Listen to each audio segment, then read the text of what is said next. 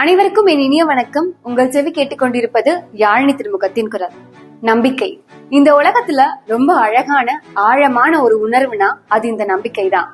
அந்த காலம் மாதிரி இந்த காலம் இல்லைன்னு சொல்றவங்க கூட தனக்கு நல்லா அறிந்த நபர்களை விட மறைமுகமா தனக்கு அறியாத நபர்களை தான் அதிகமா நம்புறாங்க. எடுத்துக்காட்டா, ஒரு ஹோட்டலுக்கு போனா அங்க இருக்கக்கூடிய உணவை நம்ம யாரும் சுவைத்து பார்த்து வாங்குறது கிடையாது. ஏன், யாருன்னே தெரியாத நபர் மேல இவ்ளோ நம்பிக்கை? லாங் டிராவல் போகும்பொழுது யார நம்பி இவ்ளோ ரிலாக்ஸா தூங்கிட்டு போறோம்? மனிதர்களுடைய உறவு நிலைத்திருக்கிறதுக்கான முக்கியமான காரணம் நம்பிக்கை.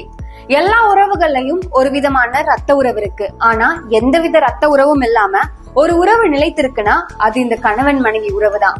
இத்தனை ஆண்டுகளா எந்தவித ரத்த உறவும் இல்லாம ஒரு உறவு நிலைத்திருக்குன்னா அதுக்கு முக்கியமான காரணம் நம்பிக்கை. இந்த திருமண உறவுகள்ல கூட 2 குடும்பங்கள் சேர்ந்து நம்பிக்கைக்குரியதா இருக்கு.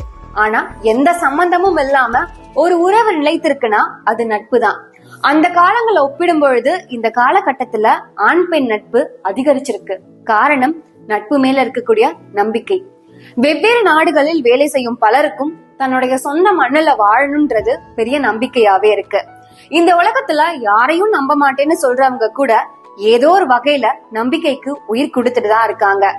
திறமைகளை மட்டும் நம்பி தெரியாத இடங்கள்ல இருந்து சென்னைக்கு வந்து இன்று உலகம் அறியும் பிரபலங்களா நிறைய பேர் மாறி இருக்காங்க. காரணம் அவங்களுடைய தன்னம்பிக்கை. முடியும்னு நினைக்கிறது நம்பிக்கை, தன்னால முடியும்னு நினைக்கிறது தன்னம்பிக்கை. இன்னொரு நாள் இன்னொரு டாபிக்க பத்தி பேசுவோம். உங்களிடமிருந்து விடைபெறுவது யாழினி திருமுகம்.